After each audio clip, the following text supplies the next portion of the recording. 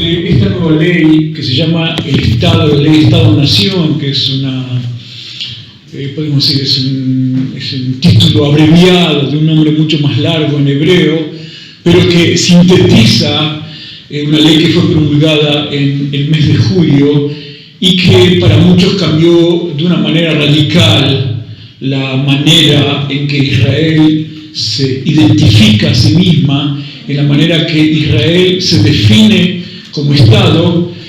Para otros es simplemente continuación de diversas leyes que se han legislado en estos últimos años, e inclusive de la naturaleza del Estado de Israel. Yo, por supuesto, no quiero entrar en todo ese debate, es un debate histórico.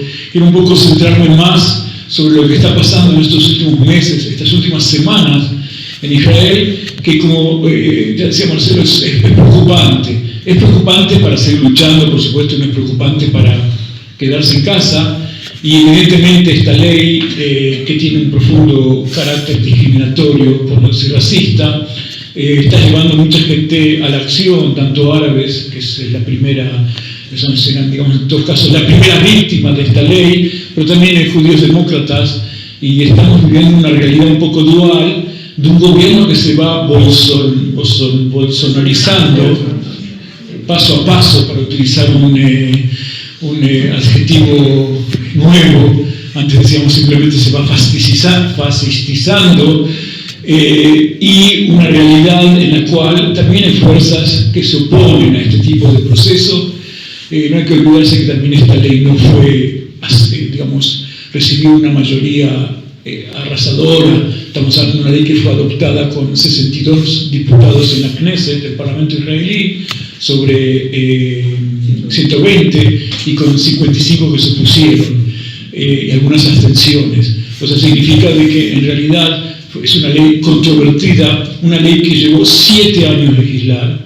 O sea, no es que fue de pronto un día Netanyahu se levantó y dijo que hay que legislar esta ley.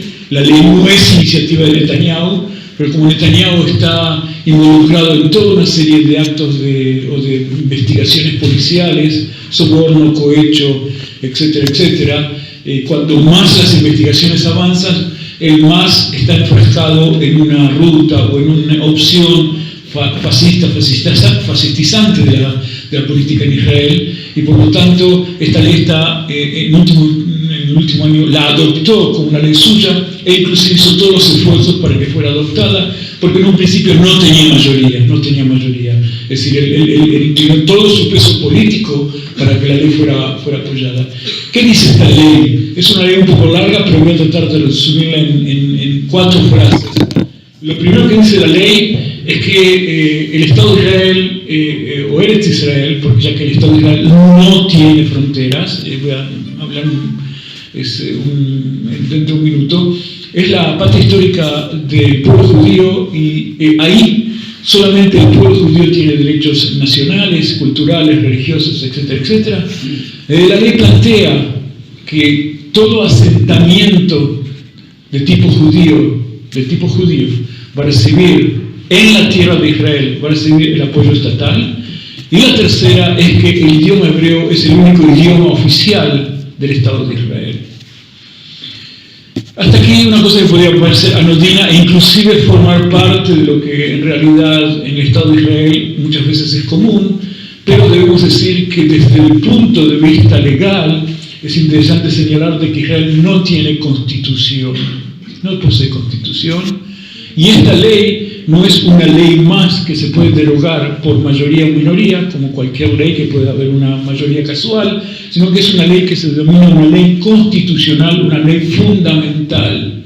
Esta ley debería ser parte de una futura constitución, que no habrá por lo menos en los próximos años, y por lo tanto tiene un carácter de ley fundamental, que es revocable no con una mayoría simple, sino con una mayoría de 2/3 de la Knesset, en condiciones muy especiales. O sea, esta ley viene a sustituir la Declaración de Independencia de Israel, que siempre fue tomada como el preámbulo de la futura Constitución, que ya dije, nunca se legisló. Y en esa Declaración de Independencia, donde se dice que el Estado de Israel es el Estado de los judíos, pero en el segundo párrafo se dice de que todos los ciudadanos del Estado de Israel tendrán igualdad derechos, ciudadanos, sociales, de religión, etcétera, etcétera, etcétera, y que en el Estado de Israel es un Estado basado sobre la igualdad de todos sus ciudadanos y es un Estado democrático. En la nueva ley fundamental, la palabra igualdad fue tachada. Estaba en el proyecto original, desapareció. Y la palabra democracia también desapareció. Lo único que quedó es el carácter judío del Estado en el Estado de Israel, y esa antigua ley, que no es una ley, y dije, es una declaración de independencia que tampoco fue una ley y que siempre era considerada por la Corte Suprema de Israel como un antecedente legal para basarse en algo, quedó con esta ley completamente borrada de la faz de las normas jurídicas de Israel. O sea, queda un precedente que ya en las últimas semanas está siendo utilizado por diversos jueces nombrados por este país, por este gobierno, el gobierno derechista de Netanyahu, en una maniobra muy parecida a lo que está haciendo Trump en los Estados Unidos con la Suprema Corte de Justicia, de lograr una mayoría de jueces que vienen de la extrema derecha. Un juez, por ejemplo, en las últimas semanas decidió que una persona que fue víctima de un acto de terror del Hamas recibiera una doble indemnización por el hecho de ser judío. ¿Se entiende? Y si la víctima hubiera sido árabe, no lo hubiera recibido, porque el Estado es judío, entonces le corresponde una indemnización mayor.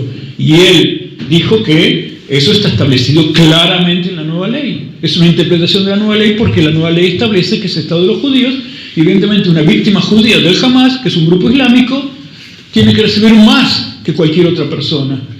Ahora, si vamos con esta ley un poco más adelante, el hecho que el Estado favorezca la instalación de poblaciones de carácter judío es también una cuestión de tipo discriminatoria claramente, porque si son todos ciudadanos de Israel y se crea una población de carácter árabe, evidentemente no va a recibir el apoyo del Estado, sino que el Estado se va a negar, porque va a negar la posibilidad de establecer nuevos asentamientos judíos. Y la última cuestión es la cuestión del idioma. En 1922, el mandato británico que gobernaba en Palestina estableció que el inglés, el hebreo y el árabe son las lenguas oficiales. En el 48, con la independencia de Israel, se derogó el inglés como lengua oficial, porque era la lengua del ocupante colonial, y quedó el árabe y el hebreo. Nunca, digo sinceramente, el árabe fue lengua oficial en los papeles, nunca en los hechos fue lengua oficial. El que quiere saber qué es una lengua oficial, por ejemplo, que vaya a Finlandia o vaya a Suecia. En Suecia, por ejemplo, en Suecia hay una minoría finlandesa de casi 10%, y si uno se fija, todas las calles, los autos de policía, todas las leyes oficiales, todo está en 2 idiomas. Y en el centro de Estocolmo está el Teatro Nacional Finlandés. Eso es realmente 2 lenguas oficiales donde todo está en los 2 idiomas, y en muchas escuelas se aprenden también los 2 idiomas. En Israel nunca hubo ese carácter con la lengua árabe, por lo menos se podría decir que la lengua oficial. Ahora ni siquiera eso, el hebreo quedó como la única lengua oficial y el árabe desapareció de las definiciones jurídicas de Israel. Esto no sería tan grave si no adherimos esto al hecho, no decimos lo que es la definición del Estado de Israel, que es un Estado sin fronteras. Vuelvo a repetirlo, Israel nunca estableció fronteras, y por lo tanto esta ley puede regir no solamente en cualquier lugar que en Israel se declara Eretz Israel, la tierra de Israel, que también es un concepto muy polémico, ya que tenemos diversas tierras de Israel. En la época del rey David, por ejemplo, la tierra de Israel iba desde el Éufrates hasta el Nilo. Hoy la tierra de Israel, de acuerdo a como lo entienden los grupos de extrema derecha en Israel religiosos, es todo Israel de hoy más la Cisjordania ocupada. La franja de Gaza era, y ya no es más, la meseta, el Golán, que está ocupado también por Israel. Nunca fue parte de Israel, pero fue anexada por Israel. O sea, digamos que el concepto de tierra de Israel es un concepto no de carácter histórico, sino más bien de carácter político actual. Y cada uno lo adapta de acuerdo a sus necesidades. Esta ley rige en Eretz Israel, lo cual quiere decir de que la población árabe palestina, tanto sea ciudadana de Israel, tanto sea, es decir, en los territorios ocupados, desapareció. No tiene absolutamente ningún derecho a la tierra en la cual habita. Es la población autóctona, indígena, digamos, de la tierra esa, desapareció de todas las denominaciones oficiales. Por esta ley Israel puede anexar a los territorios y ya de vuelta un abogado contratado por el gobierno privatizó, muchas veces privatiza sus apariciones en instancias jurídicas o judiciales porque el aparato judicial se niega a representar al gobierno, porque muchas veces las decisiones del gobierno son anticonstitucionales desde el punto de vista teórico, porque no hay constitución. Y hace 2 semanas atrás, un abogado que representa al gobierno, que es aparte por supuesto un colono de los territorios ocupados, le dijo al juez que todas las leyes que se han decretado en los últimos meses, y también esta ley de Estado puede regir en cualquier lugar del mundo donde haya judíos.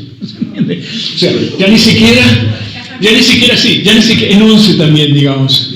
En 11 pueden declarar de que es una parte del Estado judío, parte de Eretz Israel histórica y... Bueno, no, Villa Crespo está afuera. Villa Crespo está afuera, no. 11 nomás. 11. No, estoy hablando, son cosas realmente ya delirantes totalmente. Delirantes totalmente, o sea que se escapan de inclusive toda ya realidad política, son las fantasías más locas que tiene la extrema derecha en Israel, las están tratando de garantizar con este gobierno. Y entonces, cuando tomamos la ley en su conjunto, tampoco podemos, ¿cómo se puede decir?, sacarla de su contexto, en el sentido que en los últimos 2 años en Israel se han ya legislado 47 leyes de carácter discriminatorio o antidemocrático. 47 leyes. Debo decir con sinceridad que no todas se pueden aplicar, porque si no gran parte de la población ya estaría presa. Por ejemplo, la ley contra el boicot. Una ley que prohíbe declarar el boicot a Israel. Ahora, ¿a qué Israel prohíbe? Hay gente que boicotea a Israel, hay gente que boicotea a Israel y las colonias en los territorios ocupados, y hay gente que boicotea solamente a los territorios ocupados. De acuerdo a la ley, esas 3 categorías es exactamente lo mismo. Pero mucha gente en Israel boicotea a los territorios ocupados. Voy a dar un ejemplo: en las universidades nosotros boicoteamos la autodenominada Universidad de Ariel, que es un asentamiento que está en los territorios ocupados, que sirve solamente o a los colonos o a la gente que viene de Israel, pero está en la colonia de Ariel. Hemos publicado muchas solicitadas, hemos manifestado inclusive en ese lugar, etcétera, etcétera. Todavía no iniciaron ninguna acción contra nosotros, porque no van a poner 400 profesores presos porque se oponen a esa universidad, entre comillas, de Ariel, que es la única universidad del mundo que, de acuerdo a la ley, el que rige en esa universidad es el gobernador militar de la zona. Porque la universidad fue creada por Israel, pero de acuerdo a la ley, la autoridad legal en los territorios, en la Cisjordania, es el gobernador militar. Entonces, para poder crear la ley, el gobernador militar tuvo que firmar la ordenanza, la ley, o como se llama en los territorios ocupados. Y cuando hablo de carácter discriminatorio, hay algo más interesante todavía, porque hablamos del Estado judío diciendo de que es muy claro que es un judío, pero si estoy hablando en el caso del Estado de Israel, no es muy claro que es un judío, porque en Israel la definición del judío es una definición religiosa ortodoxa del judaísmo, y muchas veces de los sectores más extremistas dentro de la ortodoxia. Eso significa que un judío que se reivindica judío culturalmente, entre comillas, o que se ve judío pero su madre no es judía, está fuera de los alcances de la ley. Un judío que es de la corriente reformista está fuera del alcance de la ley. Un judío que pertenece a la línea conservadora, que es la del difunto Marshall Meir, en Israel se llama el judaísmo progresista, está fuera de la ley. Entonces, esto motivó de que estos sectores judíos inclusive religiosos no ortodoxos, también se hayan sumado a la protesta contra el Estado-Nación, porque entienden que potencialmente esta ley los puede afectar, porque la única definición que hay en Israel de ser judío es ser judío de acuerdo a las normas estrictas de la ortodoxia. Lo paradójico es que la mayor parte de los judíos en el mundo no solamente no son religiosos, sino que aquellos que son religiosos no son religiosos de acuerdo a las normas ortodoxas. La comunidad judía más grande del mundo es la de Estados Unidos. La mayor parte de la comunidad no es ortodoxa. En Estados Unidos se pertenece a distintas corrientes que no son la corriente ortodoxa. Entonces, esto llevó, por un lado, a una reacción muy fuerte en comunidades judías de Estados Unidos, pero en el caso de Israel, a que en las protestas contra la nueva ley, no solamente la población árabe o los sectores de izquierda más combativos se hayan sumado a esta movilización, sino que ya han sumado también judíos, especialmente del ala reformista y conservadora, que inclusive vinieron las movilizaciones con los carteles que representaban a cada y cada sinagoga o a cada comunidad, que es una cosa relativamente nueva.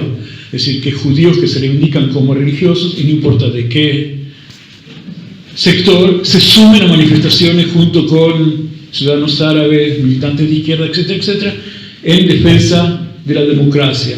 Lo cual quiere decir de que la ley, si bien al parecer es para un Estado judío, para los judíos y por los judíos, pero también está en contra de un cierto tipo de judíos, y hasta este punto llega la paranoia oficial que tenemos en los últimos años. En el último año tenemos 200 casos de gente que llegó a Israel y fueron expulsadas de Israel por causas políticas, que fueron entre ellos muchos judíos de origen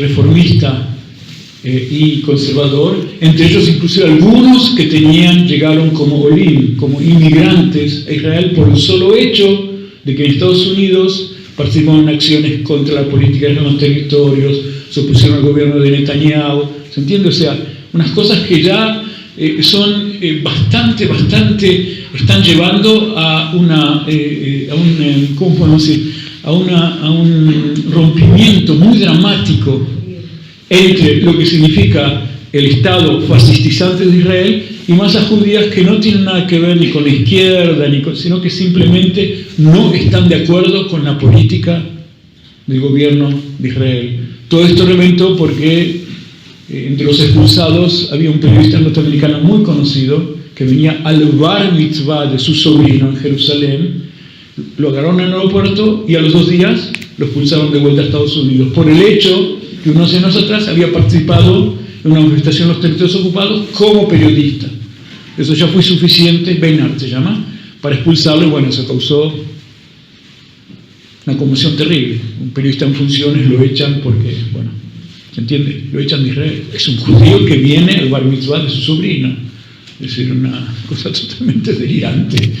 Entonces, lo que quiero decir es que esta ley, es cierto, forma parte del proceso, pero es un mojón, es un hito, es un punto de referencia en un desarrollo que nosotros vemos cómo se va, la situación se va degradando, es decir, a ojos vistas, semana a semana, mes a mes. O sea, somos protagonistas, vemos eso con nuestros propios ojos, y mucha gente piensa de que procesos de fascistas es irse a dormir el 23 de marzo de 1973 con Isabelita y levantarse el 24 de marzo con una proclama marcial. Eso es el fascismo. Lamentablemente, históricamente, el fascismo no es un golpe de Estado, muchas veces es un proceso inclusive que dura años hasta que se cristaliza en un movimiento, en un país claramente fascista. El ejemplo probablemente más interesante es el de Italia. La marcha sobre Roma de los fascistas italianos fue en 1922, pero podemos hablar de un Estado claramente fascista, con el asesinato del diputado socialista Matteotti, que era el dirigente de la bancada socialista, en el 27. O sea, pasó toda una serie de años, todos unos 5 años por lo menos, donde la situación se fue degradando hasta podemos decir, hasta el fin de este proceso de fascistización de Italia, y que Italia se convirtió en Italia claramente fascista. Lamentablemente estoy viendo yo personalmente como historiador un proceso parecido. Todos nuestros compañeros con un proceso muy parecido en Israel, con una gran diferencia, y aquí viene la parte optimista. El fascismo de Italia es el fascismo de camisas negras, de decenas de miles de personas marchando en el centro de las ciudades, atacando sindicatos, locales comunistas, socialistas, haciendo la vida imposible a cualquier persona que opinara de otra manera. En Israel el fascismo no son decenas de miles de personas marchando con camisas negras o pardas en las calles de Tel Aviv. No los van a encontrar, no hay, simplemente, no están ahí. No es un fascismo que surge como una respuesta social frente a distintas cuestiones, sino que es un fascismo que viene estatal, que viene de arriba. ¿Cómo? Viene de arriba, sí, viene de arriba. Se legisla desde arriba, se legisla por encima de las cabezas de la gente. Nosotros hicimos muchas manifestaciones contra esta ley, no vimos manifestaciones o a favor de la ley o en contra de nuestras manifestaciones. Por ahí 10, 15 tipos muy de ultraderecha, pero no es realmente un peso que viene a contrarrestar lo que no es, más bien una cosa más bien hasta cierto punto insólita, porque eso demuestra a las claras que por lo menos aquellos que están por el gobierno en su fase más fascistizante no movilizan. Estoy hablando hasta el día de hoy, por supuesto, no movilizan ni masas, ni gente, ni miles, ni nada. ¿Se entiende? O sea, es una cosa que viene, pero no es menos preocupante porque, evidentemente, Netanyahu, en la aplicación de estas leyes, y por eso hablé de una bolsonización, cada vez sale más reforzado. ¿Se entiende? El punto de vista público. Es decir, por un lado una polarización y por otro lado se refuerza su imagen pública. Es cierto que no es tan bruto ni tan bestia cuando habla como su amigo el capitán o el ex capitán brasilero, pero la esencia del discurso es muy parecida, muy parecida. Aparte quisiera agregar que el capitán brasilero no da muestras de antisemitismo, lo cual no lo hace menos fascista. ¿Se entiende? Eso es porque hay mucha gente que dice, bueno, pero mira, el tipo este será muy de derecha, pero fue Israel, es amigo de Israel, se rebautizó en el Jordán, se redescubrió a sí mismo en el Jordán como cristiano y Mesías, pero no es antisemita, no tiene nada que ver eso. Nosotros vemos que la dictadura hasta hoy día se puede ser también fascista, militar y muy amigo de Israel. Del Israel, digo, del Israel derechista. Digo esto yo porque yo dije que la ley tardó muchos años en legislarse, no es casual que se haya legislado ahora. Durante todos estos años hubo una gran, ¿cómo se puede decir? Una gran protesta frente a esta ley, con, por supuesto, subidas y bajas, es decir, como cualquier tipo de protesta social, pero en estos últimos meses, por supuesto, antes y después de que la ley haya sido legislada, subió oposición, hubo grandes manifestaciones en muchos lugares, pero particularmente en Tel Aviv. Hubo una manifestación grande una semana antes que la ley se legislara, que en realidad fue la convergencia de 3 manifestaciones. Una manifestación que nosotros protagonizamos con la ley, junto con una manifestación por los derechos de homosexuales, o sea, de la comunidad LGTB y H, bueno, LGTB en Israel, con otra manifestación por el encarcelamiento y el juzgado, que se ha juzgado a Netanyahu. Netanyahu, el proceso es decir, la investigación policial corre peligro de una menemización, o sea, que en un día digan, bueno, ya pasaron tantos años que, ¿se entiende? Está todo prescripto. Y eso es lo que nosotros creemos, que están tratando de alargar la cosa para que en un momento la prescripción llegue. Y esas 3 manifestaciones que tienen, en principio, no tienen nada que ver, digamos. Una es una cuestión política frente a Netanyahu, otra es una cuestión de derechos de grupos que tienen identidades sexuales, la otra nuestra una manifestación política contra la ley. De pronto se encontraron en el mismo punto, y eso es interesante porque nos encontramos todos en el mismo punto en repudio a la ley. En repudio a la ley. Después de la ley, una semana después, el 3 de agosto, se realizó una gran manifestación de la comunidad drusa en el centro de Tel Aviv, donde hubo cerca de 90.000 personas. La comunidad drusa se siente traicionada con esta ley. La comunidad drusa siempre fue la comunidad mimada del Estado, tienen soldados, tienen oficiales. Los drusos eran siempre, ¿cómo se puede decir? ¿Cómo? Eran por eso, eran los no árabes fieles a la corona. Debo decirlo con sinceridad que las mayores fuerzas represivas en los territorios provienen de esta minoría, es decir, que son en última instancia palestinos y árabes, no son musulmanes ni cristianos, ¿se entiende? Pero son palestinos y árabes. Una parte de ellos se reconoce como palestinos y árabes de procedencia de origen druso. Eso quiere decir que también el Partido Comunista tiene un grupo de militantes drusos que se llama la Iniciativa Drusa Democrática, o sea, de que hay de todo tipo de opiniones entre los drusos, pero ellos se vieron particularmente afectados porque de pronto la ley los dejó afuera de los grupos privilegiados. Es decir, en este país los únicos privilegiados son los judíos, es decir, parafraseando un poco a lo que decía, pero en su momento, y los drusos no tienen lugar. Ahí se convocaron inclusive una parte del establishment del ejército, de los servicios de seguridad de Israel. Es interesante porque esta ley no solamente creó, digamos, un corte entre izquierda y derecha, fascismo y antifascismo, democracia y antidemocracia, sino también en el establishment de los servicios de seguridad del ejército también están planteando de que esta ley está atentando contra nuestros hermanos de armas. Esa es la frase, drusos, está causando ¿cómo se puede decir? Unas grietas en la sociedad israelí que mañana va a ser muy difícil de solventar. E inclusive Ami Ayalon, que es un dirigente, fue un secretario, un jefe, es un general que fue jefe del Servicio Secreto de Israel, el interno, el Shabak, el Shin Bet, dijo que nosotros no nos estamos, ¿cómo se puede decir?, en la rodada cuesta abajo hacia el fascismo, sino que ya hemos llegado abajo, estamos ya tocando fondo. O sea, eso significa, esos son gente que no vienen de la izquierda, no vienen de movimientos pacifistas, esa gente que viene realmente dentro de los aparatos internos son dirigentes de esos aparatos, podemos decir, más oscuros y más represivos del Estado de Israel, y que están apartando porque ven que esta ley ya está llevando a la sociedad israelí a límites insoportables. A la semana se hizo otra manifestación convocada por el ente coordinador de la población árabe en Israel, que la dirige un ex diputado comunista que se llama Mohammad Barake, y que unifica a todos los grupos de la sociedad árabe en Israel, y también hubo entre 30.000 y 60.000 personas, depende de qué diario uno lee, pero es interesante que hubo una gran participación judía en esa manifestación. No fue la manifestación de la población árabe, sino fue una manifestación convocada por la población árabe, donde participó una gran participación joven, particularmente judía, porque la dirigencia de este ente coordinador, que es la máxima autoridad palestina en Israel, no casualmente fue a manifestar a Tel Aviv. Podría haber bien manifestado en Nazaret, y me imagino que hubiera venido mucha más gente, pero hubieran venido mucho menos judíos, ¿entienden?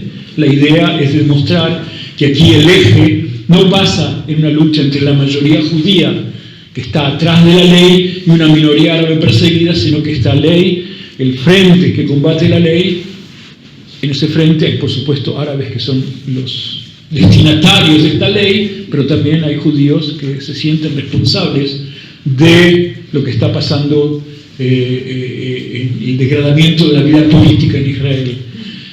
Yo quisiera dar otra visión sobre esta ley. Esta ley tiene también un profundo carácter de clase, en el sentido de que la clase obrera en Israel, que está conformada tanto árabes y judíos, está en los mismos lugares de trabajo. De pronto, al crear dos categorías de ciudadanos, los ciudadanos de sangre azul, que serían los judíos, y los ciudadanos de sangre roja, que serían los árabes, evidentemente lleva a un seccionamiento de la clase obrera de acuerdo a sus orígenes. Digo yo que parece un poco fantasista, pero ya Marx en los años 70 y 80 del siglo XIX escribe cartas a su amigo Kugelmann en Alemania y le explica que en Gran Bretaña el gran éxito de la burguesía es haber logrado dividir a la clase de los trabajadores entre trabajadores católicos irlandeses y trabajadores protestantes ingleses. Dice, los trabajadores irlandeses en el lugar del trabajo, los irlandeses ven a los ingleses como los que ocupan a su patria, y los ingleses ven a los irlandeses como ciudadanos de segunda categoría.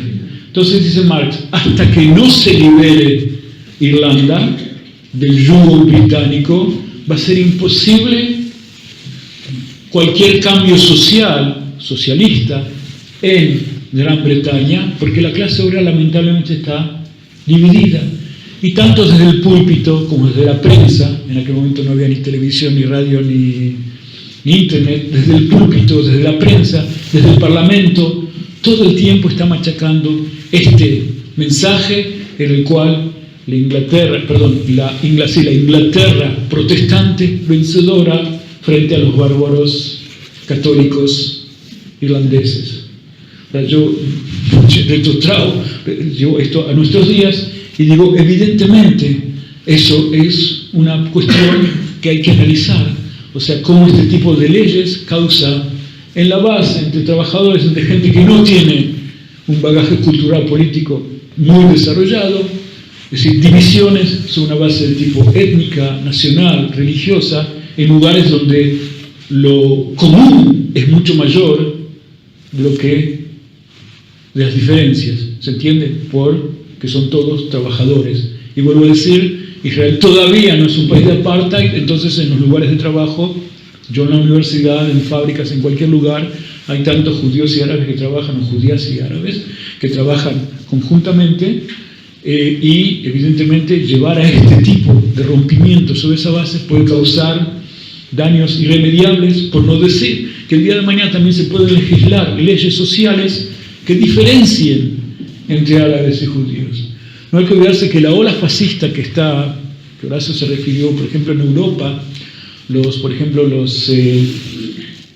suecos democráticos, que son suecos pero no son democráticos, o sea, es el grupo fascista en Suecia que está creciendo, no dicen estamos en contra del estado de bienestar en Suecia, no estamos en contra de los derechos sociales de los suecos.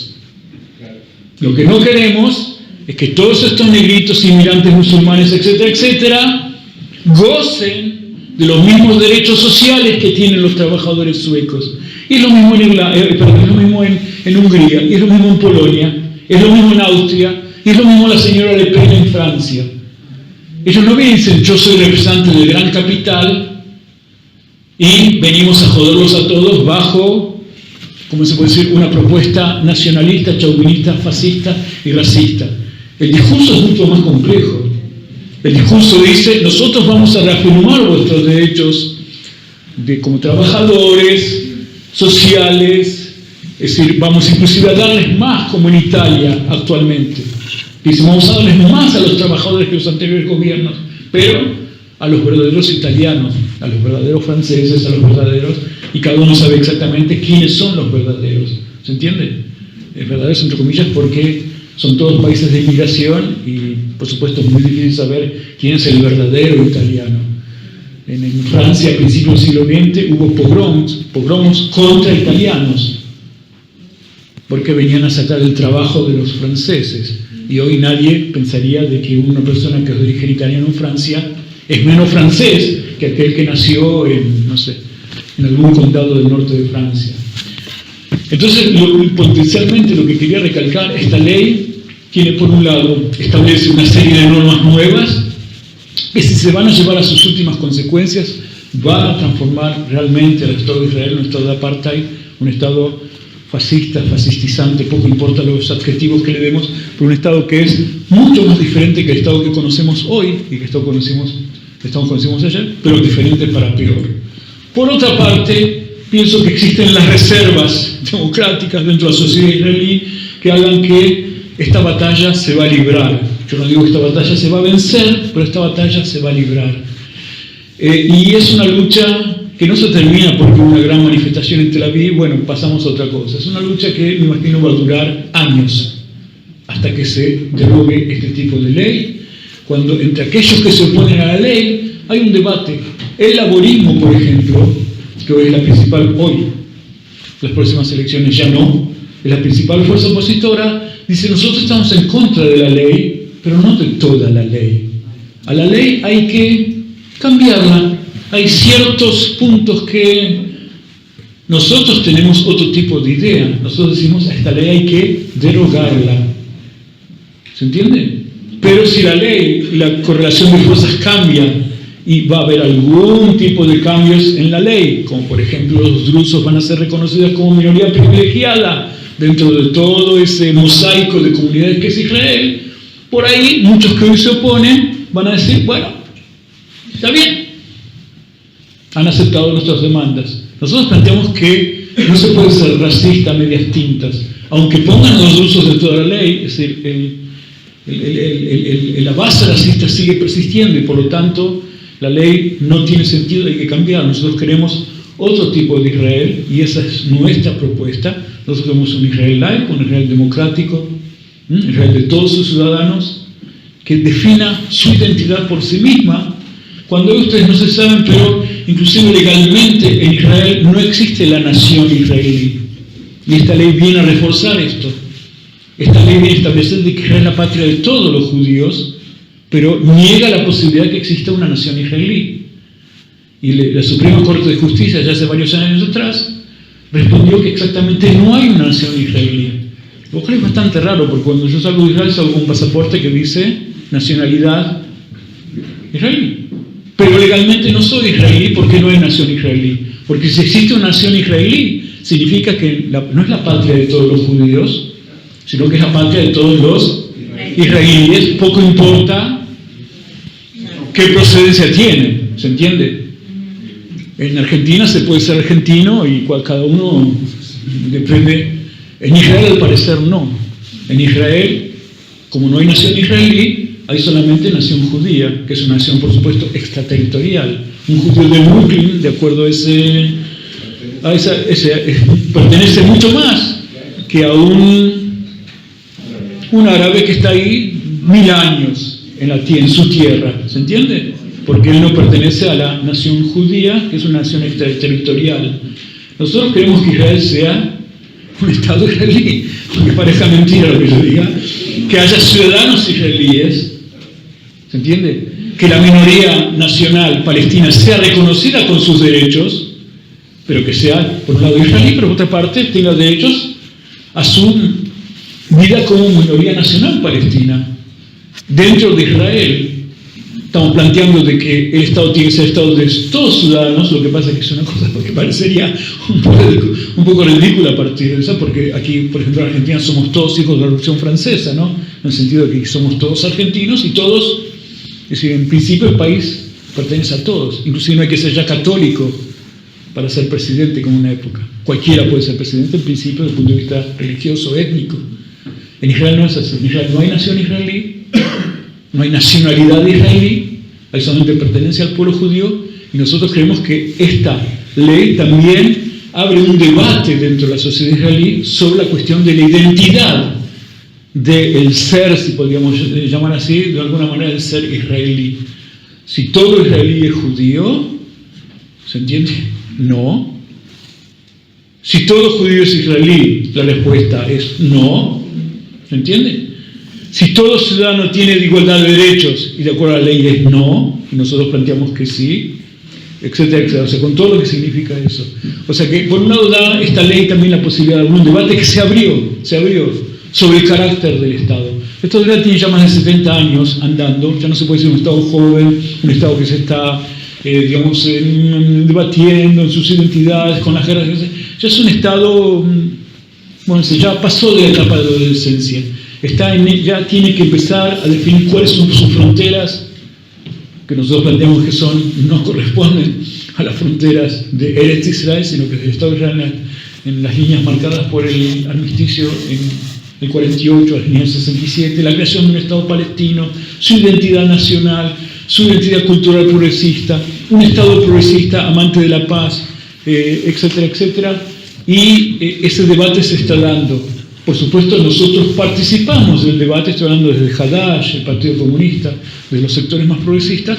No somos la única voz en este debate, hay muchas, es un debate muy interesante, pero la chispa que incendió el debate es justamente esta ley, porque si vos te opones a la ley, también tenés que plantear algún tipo de alternativa, a la lista, y nosotros creemos que tenemos una alternativa. Debo decir, la venimos planteando desde el 48.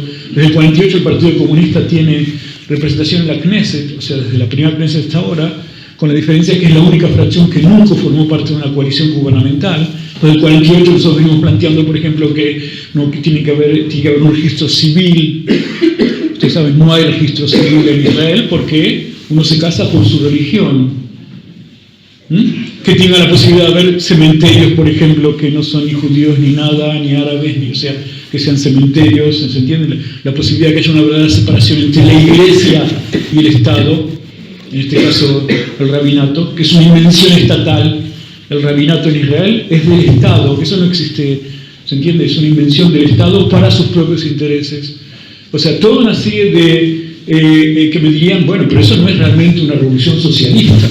No es una revolución socialista, es cierto, pero son las tareas en las cuales estamos abocados hoy en día en Israel, hace ya, digamos, 70 años, tratar de transformar a Israel en un Estado realmente democrático. En un Medio Oriente, debo decir, que el entorno no ayuda mucho, ya que todos los países se definen en el Medio Oriente de acuerdo a definiciones de tipo religioso. Por ejemplo, el Estado fuera del Líbano, el Estado de Egipto es un Estado musulmán. De Egipto, de acuerdo a su definición de la Constitución, a pesar de que en Egipto hay una gran minoría cristiana, copta, de cerca del 20% de pobladores, que históricamente son más egipcios históricamente que los musulmanes, ya que cristianos estaban en Egipto mucho antes de que llegara la religión musulmana. O sea, pero de todos modos, lo que pasa en la región es muy interesante, es un dato a tener en cuenta. Israel tiene muchas cosas parecidas a su entorno, a pesar de que el papel de los militares, el problema de la religión, las minorías, la religión como religión estatal, es decir, no quiero entrar en todos los detalles, pero bueno, y que otros pueblos harán su trabajo en su país. Nosotros creemos fervientemente que Israel debe ser cambiada, puede ser cambiada, y esperemos que también la podemos cambiar en cuanto a sus definiciones de tipo jurídico, civil, etcétera, etcétera. O sea, por lo tanto, si usted me pregunta, yo soy optimista o pesimista, porque cada año que aparezco acá siempre vengo con unas pérdidas terribles. Sigo siendo optimista. Como decía un escritor comunista muy conocido, Emil Habibi, soy optimista. Optimista significa pesimista táctico y optimista estratégico. O sea, pesimista táctico quiere decir que las cosas pueden ir en peor, pero creo que estratégicamente vamos a ganar. Entonces eso nos deja todavía la fe en de que por lo menos la resolución de que vamos a luchar, y como ustedes saben, como optimista, optimista y pesimista a la vez. Es un libro de Emil Habibi que se llama El Optimista. Es un libro que se ha traducido al castellano. Yo, si alguna vez se lo ven por ahí en la librería del viejo, es un libro muy interesante. El Optimista se llama el libro. Entonces no somos optimistas, optimistas estratégicos y pesimistas tácticos, pero creo que vamos a ganar porque, de vuelta, no estamos solos en este combate. No estamos solos en este combate. Hay mucha gente que nos acompaña, hay mucha gente que está dispuesta también a dar esa batalla, y bueno, en todo el tiempo que vamos a hacerla, la vamos a hacer. O desde... Sí. También, sí, claro. Pero, ¿qué voy a decir? Nosotros decidimos que esta batalla la vamos a llevar a tres planos. El plano jurídico, o sea, hay una cantidad impresionante de juicios que se han entablado contra el Estado por esta ley, que están en la Corte Suprema de Justicia, no solamente nuestros, sino de Meretz y de grupos de ciudadanos, bueno, no quiero decir 7 o 8 causas jurídicas. Es una batalla, no tenemos mucha confianza de que de eso salga algo, pero la vamos a entablar. Es la batalla internacional, digamos, como aquí, y es la movilización ciudadana en Israel. De todo eso, lo más importante es la movilización ciudadana en Israel. Con toda la solidaridad que todo el mundo pueda demostrar, la movilización ciudadana en Israel es la clave. Y es una lucha, y para terminar, que si bien yo la digo ciudadana, pero también es una lucha democrática y por la paz. Ya que en Israel nunca va a haber una verdadera democracia todo el tiempo que la ocupación de los territorios ocupados persista. Siempre va a haber un grupo de segunda clase bajo el dominio de Israel. Entonces nosotros decimos, si es una lucha por la democracia en Israel, percibimos una lucha para que Israel se libere de la ocupación de los territorios democráticos, ocupación que ya no es pasajera de los 70 y pico de años del Estado de Israel, ya más de 50. O sea, la ocupación ya es una cosa pasajera, forma parte intrínseca del desarrollo histórico del Estado de Israel, y nosotros vemos entonces que una pierna está en lucha democrática y otra pierna está en la lucha contra la ocupación, tratando de no caernos. Yo escuché también dijo como que la lógica de los territorios ocupados había tomado a todo Israel, ¿no? Como que ahora todo Israel se maneja con esa lógica. No solamente eso, vemos por ejemplo órganos represivos. Por ejemplo, la semana pasada se publicó en Haaretz que el ejército está siguiendo los medios electrónicos, estamos hablando de Facebook, todas las redes electrónicas de 100 grupos israelíes, entre ellos, por supuesto, el sitio del Partido Comunista, que eso es una cosa clara, inclusive de diputados laboristas. ¿Se entiende? El ejército está monitoreando, entre comillas, ciudadanos israelíes. Perdón, ¿de dónde viene eso? Y bueno, porque el ejército hace años monitorea la población palestina. Entonces, por eso la misma unidad les dicen, bueno, mira, ¿entendés? Agregá fulano, agregá tal, de todos modos tenemos otros 10.000 en la lista, así que son 2-3 soldados más frente a la computadora y que lo hagan. Los servicios de seguridad internos que están ahora en todos los aeropuertos expulsando a la gente y monitoreando. Es cierto que históricamente Israel expulsó gente.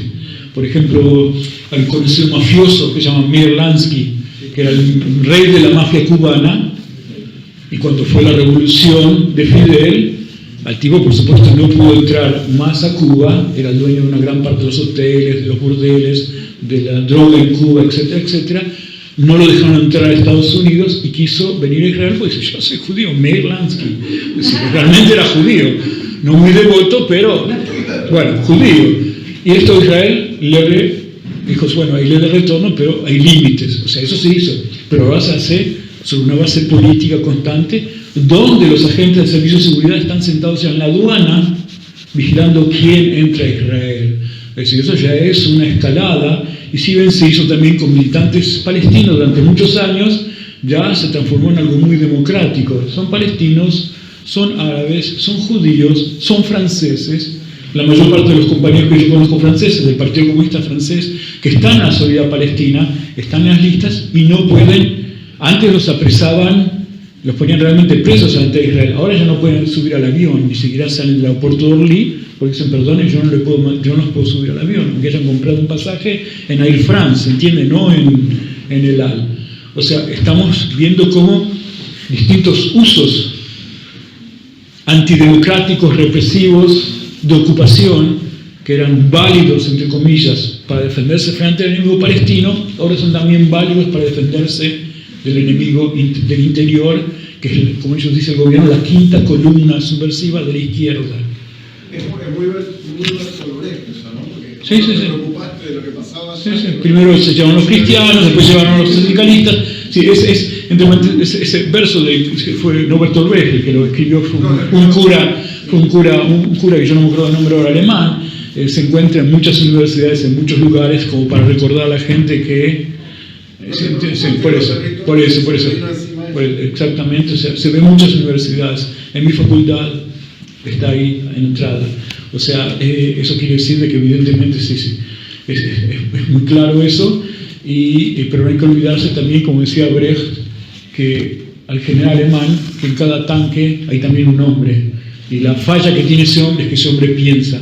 Y también cuando hablamos de los militares de ocupación, etcétera, etcétera, hay también, no todos, hay algunos también que piensan, entonces hacen esa experiencia y de pronto se dan cuenta en qué mundo están viviendo. Y esos también están muy combatidos porque son aquellos que hablan, aquellos que, como se dice en hebreo, rompen el silencio. Que un palestino grite, me apresaron, me violaron, me torturaron, bueno, está mintiendo, está claro. Pero que un oficial israelí diga, yo fui el que torturé, yo fui el que destruí, yo fui el que violé, ya las cosas toman otro cariz, ¿se entiende? Toman otro cariz.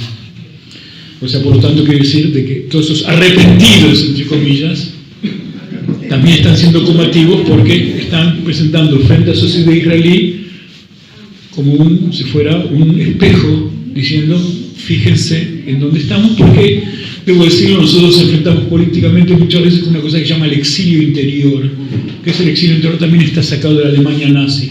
Todos aquellos antinazis que en un momento dado dicen, bueno, la situación tan difícil, la situación tan preocupante, cada uno hace lo que puede hacer, yo lo hago en mi casita, de casa al trabajo, del trabajo a casa, y se acabó. Y eso es una situación que nos enfrentamos, no la apatía, sino aquellos que entienden lo que está pasando, y la otra, lamentablemente, es aquellos que se autoexilan.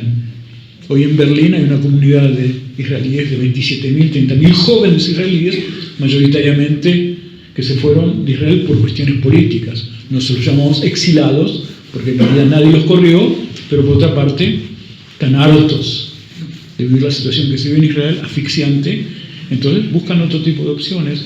Si digamos son cuestiones individuales, bueno, hay un tipo acá, tengo un amigo en Nueva York, tengo un amigo en otro lado, pero 27.000 jóvenes, muchos de ellos los conocemos nosotros, eso significa que ya es un proceso de tipo social. También luchamos contra eso, porque decimos esos jóvenes, bueno, Berlín es un lugar muy lindo, evidentemente, pero hay que estar luchando acá.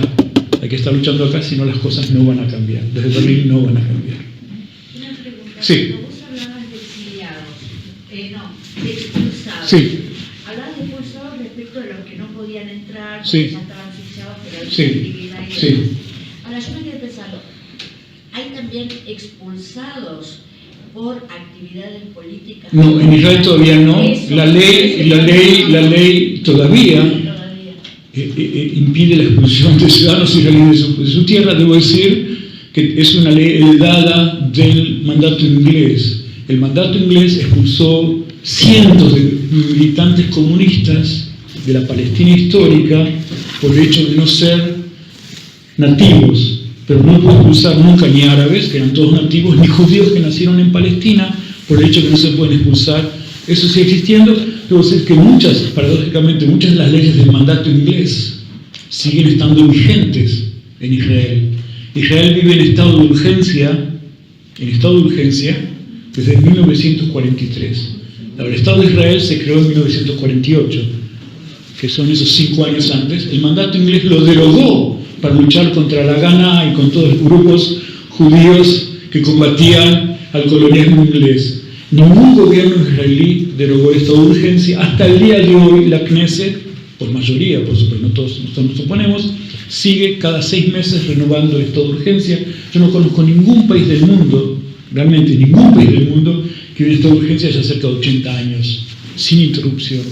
Ahora, el estado de urgencia no significa que en cada momento vive un estado de urgencia, pero significa, por ejemplo, que en caso de huelgas, hubo una huelga el año pasado en el centro nuclear de Dimona, donde hacen las bombas, hay un sindicato ahí, ¿qué va a hacer? La gente también lucha por sus derechos, y el gobierno decretó que la huelga es ilegal de acuerdo al estado de emergencia dictado por los ingleses en el 40 y pico, el 43, 44, no 44.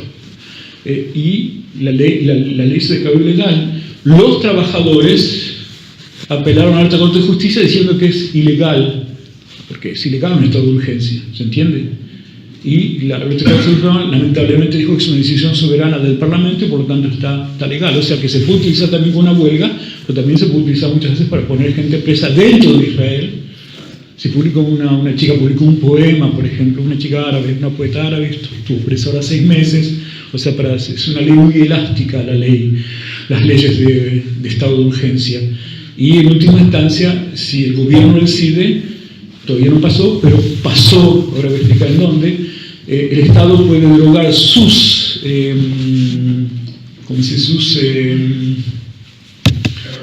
prerrogativas en al gobernador militar. Entonces la población árabe, de acuerdo a esta ley, vivió bajo gobierno militar entre el 48 y el 65.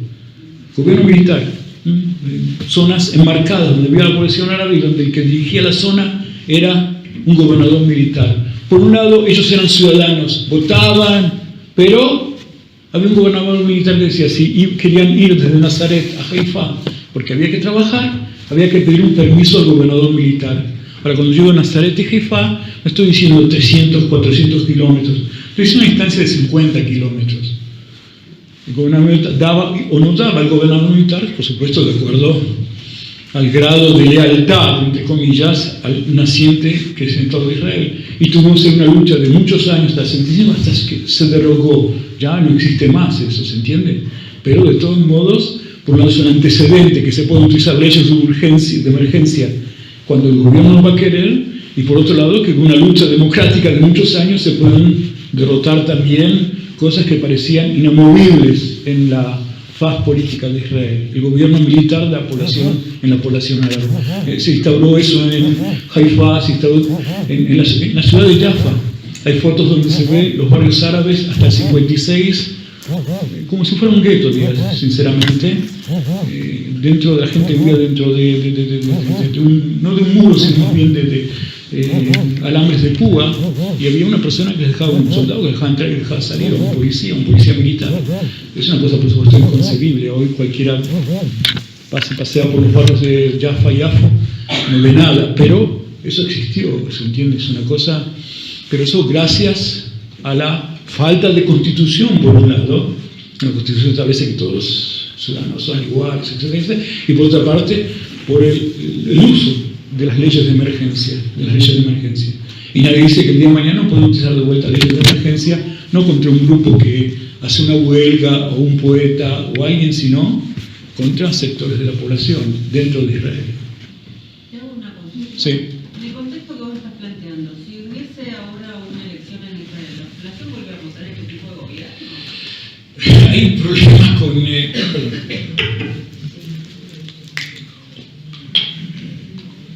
Esto en general los políticos lo hacen para pensar, ¿no? Yo no soy muy político, yo realmente tengo sed, sí. Te agrego Sí. sobre lo que me preguntó ella. Como se está hablando de adelantar las elecciones, Sí. primero, ¿cuál es la lógica de adelantarlas? Y Sí. segundo, bueno, ¿qué perspectiva? Bueno, yo voy a empezar por una cosa que parece un poco extraña. El sábado estuve en Santa Fe, en la escuela Pérez, y al otro día fue a visitar un barrio, que se llama Barrio Santa Rosa. No sé si lo conocen, es un barrio muy popular, una ex Villa Miseria de Santa Fe. Ahí trabaja el MTL y el Partido Comunista, y charlando con el secretario de la zona, el partido tiene ahí como 80 afiliados, ¿no? Es un barrio muy popular. Me contaba de que en este barrio hay mucha gente, y mucha gente votó a Macri. Mucha gente votó a Macri. Entonces sería lógico que hubieran votado a Macri en el centro de Santa Fe, que es un barrio más bien acomodado, pero no, es un barrio, ¿se entiende? Un barrio que hasta hace unos pocos años atrás era realmente una villa y que tiene todavía en algunos sectores carácter de villa. Gente votó a Macri, y sí, hay mucha gente arrepentida, pero votaron a Macri. O sea, lo que quiero decir con esto es que cuando nos fijamos un poco las encuestas que se hacen en Israel sobre cuestiones como paz y guerra, derechos de los palestinos, hay siempre una constante en los últimos años. Por ejemplo, el 67 al 70% de la población apoya el derecho a crear un Estado palestino como solución para el conflicto árabe-israelí. Y vos decís, bueno, genial, es decir, hemos avanzado a nivel de conciencia muy grande. El problema es cómo traducir eso en votos, en conciencia política activa, lo que nosotros llamamos una ciudadanía política activa, y no siempre va en conjunto. Entonces tenemos un constante desfasaje en la población israelí entre aquellos que piensan como nosotros pero no hacen como nosotros, ¿entiendes? O no votan como nosotros. Y la situación está muy inestable porque, por un lado, Netanyahu está muy desgastado en muchos sectores, no solamente por cuestiones de la fascistización, sino también por cuestiones de corrupción y soborno, etcétera, etcétera. Hay una frase en las manifestaciones, una frase que dice, nos robó el Estado, no nos robó el Estado del punto económico, es como decir, nos robó el Estado en el sentido de que nosotros crecimos en un Estado determinado y ahora estamos en el Estado de los chorros, ¿entiendes? Una cosa así. O sea, es un sector liberal, muchas veces acomodado también, de aquellos que se creen que fueron los, digamos, la sal de la tierra del Estado de Israel. Por otra parte, hay gente que está harta de su política, está harta también de personalmente, pero en la derecha, justamente su imagen va surgiendo porque es una imagen mucho más decidida, una imagen mucho más, ¿cómo puedo decir?, firme, carismática, frente a otros dirigentes de derecha que van, no sé cómo se llama, van no digo desapareciendo, pero que su imagen se va desvaneciendo. Por ejemplo, tenemos al ministro de Defensa, que se llama Avigdor Lieberman, que su base electoral es la expoblación de la Unión Soviética. Y por razones de tipo biológica, la gente esa está desapareciendo. Los hijos de ellos que son israelíes votan como cualquier israelí. Votan a la derecha, a la izquierda, en nuestro partido hay muchos. Hay judíos también de origen ruso, digamos, pero no primera generación, sino segunda generación. La segunda generación son israelíes y votan como cualquier. Esa generación vota, por ejemplo, Lieberman, que el gobierno está a la derecha de la derecha, ya se cae del mapa político, digamos de alguna manera. Pero él está perdiendo sus fuerzas y Netanyahu está surgiendo como la fuerza unificadora de toda la derecha.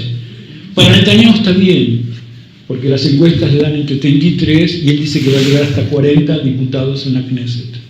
El Likud tuvo muchas veces 40, ahora los partidos grandes de ahora son los partidos medianos de una época, ¿se entiende? Por la división política existente. Ahora, ¿cuál es el problema? Los votos de Netanyahu que va a recibir, que él cree que va a recibir, no los va a recibir de la izquierda y del centro, los va a recibir dentro de la propia derecha a costa de otros partidos de derecha. Entonces probablemente él sea el candidato más votado, o la fracción inclusive más grande de la Knesset. La pregunta es si va a tener suficientes grupos o fuerzas o fracciones que lo apoyen, porque en Israel los gobiernos son de coalición, para formar una coalición. Entonces lo que es paradójico es que probablemente suba personalmente su partido en fuerza, pero a costa de otros sectores de derecha o religiosos. Entonces no sabemos qué va a pasar. Y por otra parte tenemos una serie de generales mesiánicos que están surgiendo estos últimos días. Por ejemplo, un ex jefe de Estado Mayor del Ejército, el general Ashkenazi se llama, Gadi Ashkenazi, que de pronto figuran en las encuestas, aún antes que él haya declarado que forma un partido, y cuando nadie sabe exactamente qué es lo que opina sobre nada, sobre política, sobre economía, sobre nada. No es Bolsonaro, es un tipo que nunca abrió la boca. Pero en las encuestas, si él se presentara, lanza 10 diputados. ¿Se entiende? Una cosa de locos. Es una cosa de locos en el sentido de quién va a votar a este Bolsonaro que no habla. Todos aquellos que no quieren establishment, los partidos sionistas tradicionales, y que dicen, bueno, estamos hasta acá de ellos. Entonces, por ahí es una opción. Quién sabe, por ahí es un salvador. Pero, ¿cómo? Claro, la oposición, estamos en un problema. La oposición, si hablamos de las fracciones parlamentarias, la primera fracción es el Likud actualmente, la segunda es el laborismo. Y la tercera es la lista conjunta en la cual Hadash forma parte. La tercera fracción. Ahora, el laborismo está en una crisis total. Las encuestas, hoy tiene 28 diputados, le dan entre 11 y 12, que es un debacle histórica del laborismo. No se olviden, el laborismo es el que creó el Estado de Israel. O sea, Ben Gurión, es el partido de Ben Gurión y de Golda Meir. O sea, no es un partido más. Es un partido que hasta la época de Rabin tenía 40, 50 diputados. Y que también encontró un salvador el partido de eso. Como no lograba arreglarse en sí mismo con sus dirigentes, importaron un dirigente que fue ex ministro de Netanyahu, que es un tipo que viene de la derecha del Likud y que hoy se reivindica socialdemócrata, pero lo que piensa y lo que hace es exactamente lo que piensa y hace el Likud. Y muchas veces ataca al gobierno de Netanyahu desde la derecha, porque es lo popular, ¿se entiende? Entonces, eso no solamente es que causa, pues que usa su propio partido, es decir, hace de que mucha gente se diga, bueno, para votar un tipo que parece a la derecha, es preferible ya votar directamente a la derecha. Y aquellos que dicen el laborismo está en bancarrota y yéndose a la derecha, se polarizan hacia la izquierda y algunos se quedan en la casa. Tenemos el problema también de los que se quedan en la casa, no se olviden, que son los desilusionados que dicen, bueno, ya no hay por quién votar, etcétera, etcétera. Este sistema es corrupto, yo no los quiero ver, no quiero ver a nadie, que se vayan todos, pero no en un sentido de organización, sino que se vayan todos y yo me voy a casa. Entonces, la situación para el que me gustó está muy poco clara desde el punto de vista electoral. Netanyahu cree de que él va a ganar y por lo tanto la semana que viene él va a declarar la dispersión, disolver la Knesset y llamar a elecciones anticipadas, me imagino para marzo, una cosa así. En Israel es obligatorio, pero a la gente que no vota no le pasa nada, realmente. Antes había que sellar la cédula de identidad. Eso se derogó, precisamente por religioso, bueno, no quiero entrar por qué, y de momento que se derogó, ya nadie sabe quién votó y no votó. Si no votaste, está escrito en un lugar, pero nadie votó. Por otra parte, tenemos muchos, en la Tierra Santa tenemos muchos muertos que votan también, especialmente para los partidos religiosos. O sea, gente que está en el padrón de pronto que tiene 140, 130 años. ¿Y es cómo? ¿Perdón? Claro, pero Moisés lamentablemente ya falleció. Pero tenemos ahora a Moshe Measharim, que con 120 años sigue votando. Y bueno, eso es una cosa tenemos en muchos lugares algo que en hebreo se llama la urna que piensa. ¿Qué es la urna que piensa? Durante el día la gente pone sus votos, pero cuando la urna se abre de pronto, la urna piensa, ¿qué le conviene más al pueblo de Israel? ¿Lo que la gente está eligiendo o que lo que la urna cree? Entonces muchas veces, se habla una y se cambian los resultados, depende muchas veces quién está en la mesa, ¿se entiende? Si en la mesa, yo digo, no tenemos nosotros un representante, estoy hablando de Hadash, no tenemos votos, eso lo sabemos. No es porque no haya gente que no haya votado, sino porque la urna pensó de que Hadash no es una variable, por eso, no es una variable para este país. No conviene, vale la pena dar esos votitos al Likud o otro partido que está presente en la mesa, ¿se entiende? Pregunto. Sí. No, había preguntado. Sí. No, quería hacer una pregunta sí. Con respecto a eso. ¿Qué cobertura tiene, digamos, la lista de unidad a nivel nacional en las mesas? Digamos, ¿qué porcentaje de las mesas cubre? Eso depende de cada elección. La última, más o menos. Tenemos una cobertura del 80%. ¿A dónde no llegamos, por ejemplo, en los barrios ultrarreligiosos? Nosotros no llegamos por decisión al Golán o en los territorios ocupados. Pero digo yo, en forma paradójica, también recibimos votos en los barrios ultrarreligiosos por la cuestión del antisionismo. No se olviden que una parte de la ortodoxia es furiosamente antisionista y prefiere votar comunista en todo caso que votar sionista como para sabotear al Estado. Y entre los ocupantes de los territorios, de los asentamientos, hay segunda generación que nació ahí y está ahí como prisionera de sus padres y vota a veces a la izquierda, y hay gente que de pronto llegó por necesidades económicas y no son derechistas fanáticos.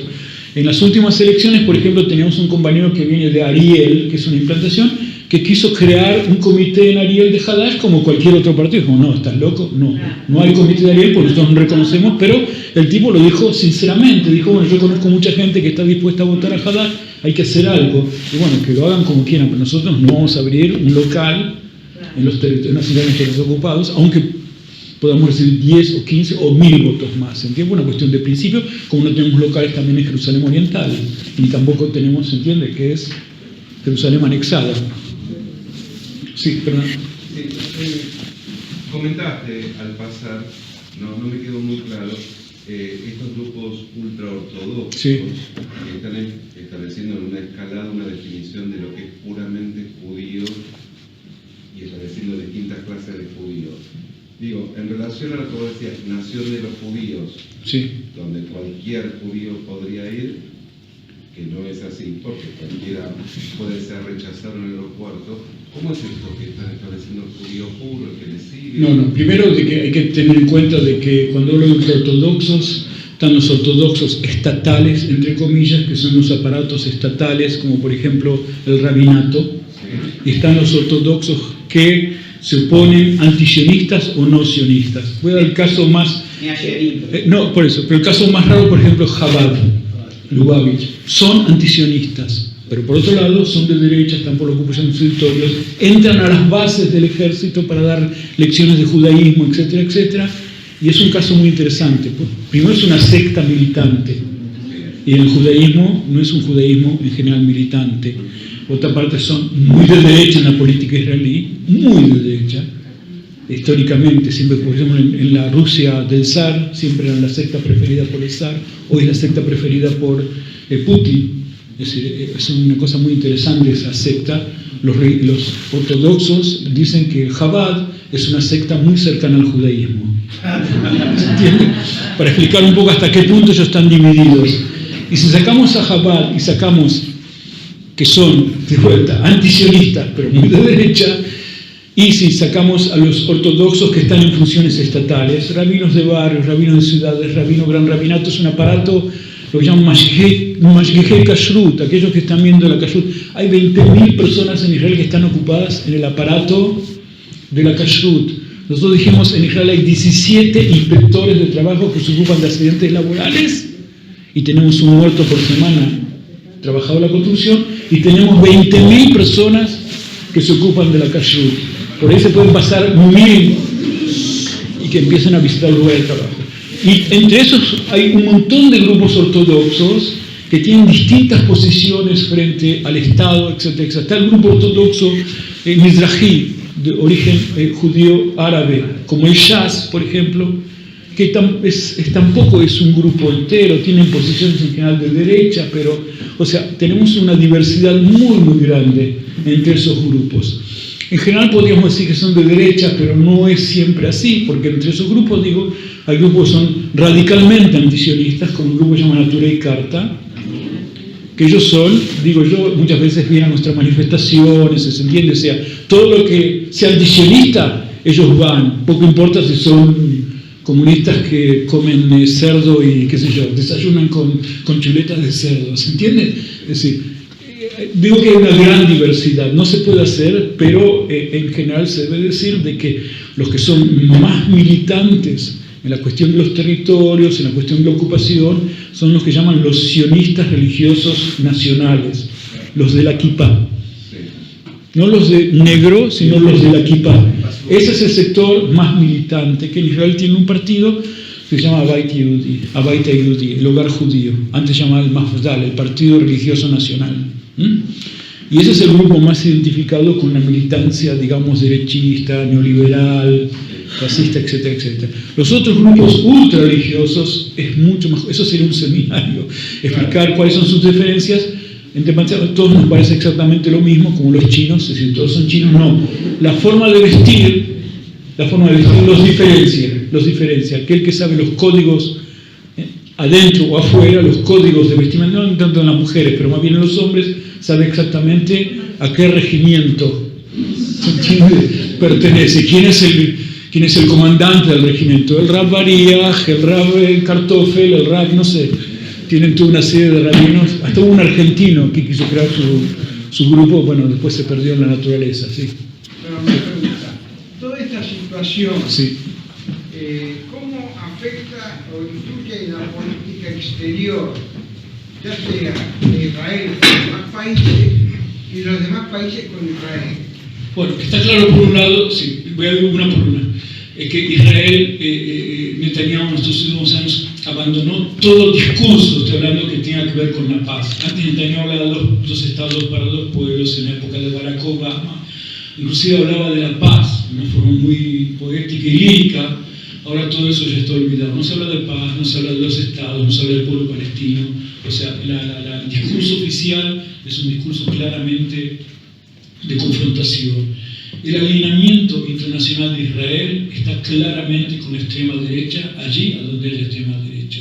O sea, desde Trump, el gobierno polaco, que es un gobierno antisemita, ¿se entiende? El gobierno polaco, el gobierno austríaco, la extrema derecha italiana en el poder. O sea, en todo Netanyahu se está alineando con la peor calaña fascista europea e internacional. Pero digo particularmente europea porque es lo más cerca que está de Israel y está todo el tiempo dando vueltas por ahí. Urban en Hungría, que es un tipo fascista de terror, ¿entendés? O sea, y que es antisemita, que está llevando una campaña contra un judío que se llama Soros, que es un judío de origen, un rico judío de origen húngaro, que lo transformó en el enemigo ultimativo del pueblo húngaro. Y no es casual, es un judío rico, un extranjero, ¿se entiende? Y todas las campañas contra Soros son campañas, el trasfondo son antisemitas y es uno de los mejores amigos de Netanyahu.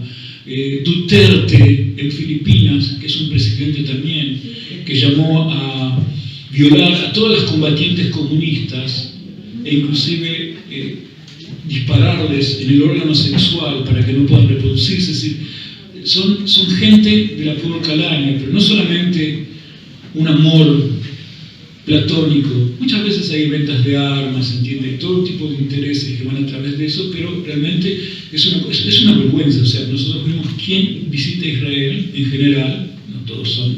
Merkel es conservadora, pero no podemos decir que es fascista. Merkel estuvo la semana pasada en Israel, pero generalmente los que vienen a Israel, Jimmy Morales de Guatemala, la persona que, saben, en Guatemala también trajo la embajada de su país a Jerusalén, y Jimmy Morales es un Netanyahu chiquito, es decir, es un actor, es un mentiroso, es un ladrón, ¿se entiende? Es una persona de la peor calaña. Esos son los amigos de Netanyahu. Duque en Colombia, ¿se entiende? Son tipos que son, no sé cómo explicarles. Yo me imagino que por la realpolitik de relaciones exteriores, un primer ministro se tiene que ver con todo tipo de gente, ¿se entiende? Sí, no puedes decir, bueno, yo veo solamente con los progresistas, ves con todos, pero hay un problema cuando te ves fundamentalmente con dirigentes de extrema derecha, o en el poder o no en el poder. Y eso es una vergüenza, digo, porque muchos de ellos son antisemitas. Y el hecho de venir a Israel no es casual, es para tratar de un poco de lavar la imagen, decir, bueno, a mí me acusan de antisemita, pero tengo un gran amigo que se llama Benjamin Netanyahu, que está claro que es judío. Y nosotros sabemos de la época de la dictadura acá que también se puede ser muy antisemita, pero también muy amigo de Israel. O sea, es decir, por eso hay muchos intereses creados, entonces una cosa no tiene nada que ver con la otra, y las relaciones, digo, exteriores de Israel están orientadas hacia el afianzamiento hoy del eje de extrema derecha, de fascista o casi fascista en el mundo. El afianzamiento de ese eje. En el 48 sí. Hubo un montón de palestinos sí. que se fueron, que los echaron, sí. que los empujaron. Más o menos en aquel entonces, ¿qué cantidad había? Y la pregunta chiquitita, los que no son religiosos, sí. los que no son musulmanes, los muertos, ¿a dónde van a parar? ¿Los muertos? No, debo decir una cosa así. Primero, con respecto a los refugiados palestinos, se calcula en 700.000 el número de refugiados palestinos. Eso basado en el último censo inglés del 42. Los ingleses eran gente seria, hacían censos cada tantos años porque había que percibir impuestos, no solamente porque les interesaban las estadísticas demográficas. Y basados en el primer censo de Israel del 51, así que faltan unos 700.000 más o menos palestinos. Es decir, eso es más o menos el número, pero de vuelta es una estimación, no tenemos todos los nombres y todos los números de documento de identidad. Con respecto a la segunda cuestión, debo decir que en Israel también hay una respuesta, digamos, laica. En estos últimos años se han creado, por ejemplo, cementerios laicos, donde cualquier persona, no importa de dónde sea, se puede enterrar como quiere, ¿se entiende? Como quiere. Pero debo decir que esto causó una reacción que en los cementerios judíos, por ejemplo, ya se puede enterrar de acuerdo a como uno quiere. Por ejemplo, compañeros del Partido Comunista que han fallecido ya viejitos, los hemos enterrado con banderas rojas, cantando en internacional, sin rabino, ¿se entiende? O sea, con ningún tipo de procedura religiosa, y los hemos enterrado y nadie dijo absolutamente nada, porque si se oponen tanto a todo lo que se hace, la gente simplemente no se va a dejar de enterrarse en los cementerios judíos y va a ir a la otra, que es la propuesta del cementerio laico, donde no hay ningún tipo, hay también compañeros que se han enterrado ahí, y cada uno hace lo que quiere, y si quiere tener un rabino también lo puede tener un rabino, ¿se entiende? Un rabino reformista, por ejemplo. ¿Esos cementerios son privados? No son privados, son públicos, son asociaciones de, ¿cómo se llama? De asociaciones públicas. Cuesta enterrarse ahí porque ellos compran el terreno, pero no, en los cementerios judíos el entierro está financiado por la Seguridad Social, ahí hay que pagar también un plus por pero la gente se entiende, son cementerios que están llegando a su capacidad y necesitan más lugar porque ya están agotados. Hay en Beersheba, en Farsaba, en diversos lugares de Israel. En los kibbutzim, por ejemplo. Hay un kibutz que se llama Bet Beren, perdón, que tiene como 2.000 muertos ahí en el cementerio, y no son miembros del kibutz, sino gente que se empieza a enterrar, se entierra por la suya. Sí, perdón. Una pregunta que de alguna manera la pasaste la respuesta, pero a mí, ya estamos terminando, pero me importan mucho los jóvenes, ¿no? Entonces, yo percibo desde acá, o lo siento, jamás,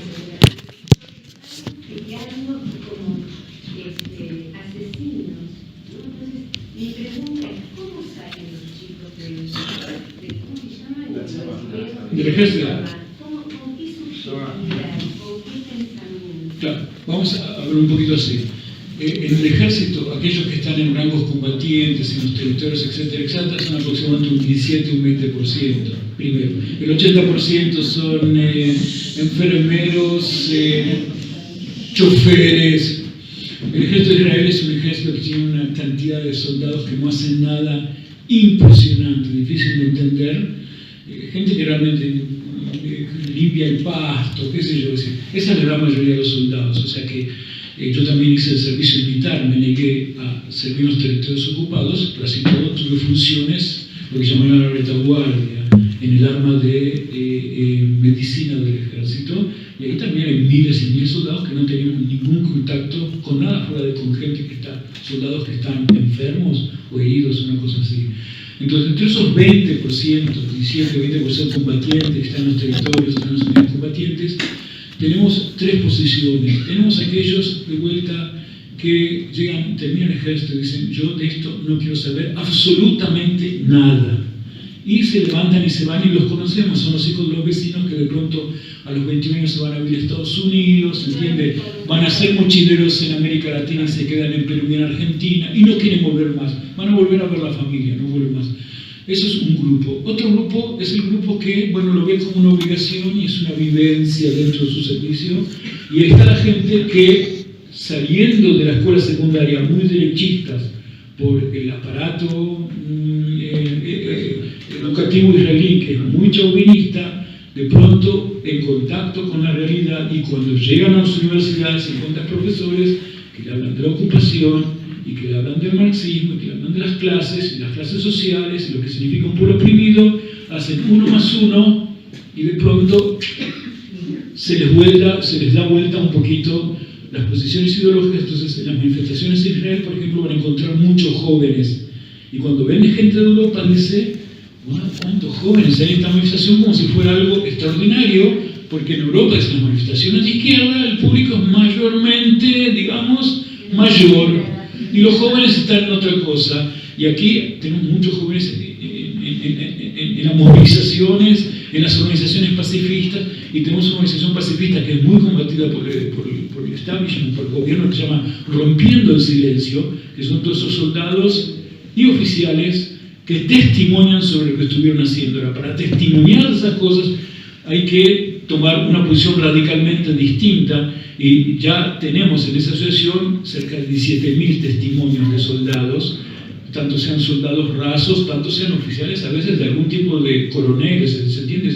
Gente que tiene algún tipo de rango bastante elevado, y tenemos que decir que antes de la retirada de Gaza de Israel, hubo unidades enteras que se rebelaron, que no querían ya combatir más en Gaza, paracaidistas, pilotos. Esos no son soldaditos, esas son unidades ya de élite. Y una de las razones por las cuales Sharon decidió retirarse de Gaza, y anteriormente Barak de la ocupación en Líbano, con esas propias unidades que eran soldados o de reserva o soldados y oficiales en servicio activo, que ya habían llegado a un límite que no se los podía instrumentalizar de esa manera. Por lo tanto, con eso termino, nosotros también trabajamos dentro del ejército políticamente, por un lado, llamando a los jóvenes a desobedecer, que es un precio caro. Nosotros tenemos compañeros de Juventud Juvenil que estuvieron 2 años presos por negarse a servir en el ejército, no todos, algunos, los más politizados, por ejemplo, puede ser desde la cárcel, o sea, que no sirvan en los territorios, pero que no sirvan al ejército, que no sirvan en los territorios, y si están en los territorios, que se ocupen de cualquier tipo de orden, que se nieguen a cumplir cualquier tipo de orden que ellos consideran que es inmoral. Puede ser pegar a un prisionero, pegarle a una mujer, se entiende, lo que sea, lo que ellos piensen que es inmoral, negarse. Nosotros apoyamos. Bueno, última pregunta y cerramos. Volviendo a la ley sobre los trabajos. Sí. Hay cosas ya especificadas que son solo para judíos.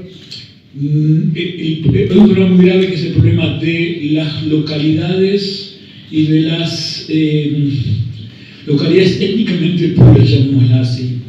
Israel, durante su historia, construyó pueblos y ciudades que estaban dedicados solamente, cerca de 200, para la población judía. Voy a dar un ejemplo, por ejemplo, en la época de Ben-Gurión se creó la ciudad de Nazaret Illit, o Nazaret Illit, que está arriba de Nazaret, sacando tierras de Nazaret árabe para contrarrestar demográficamente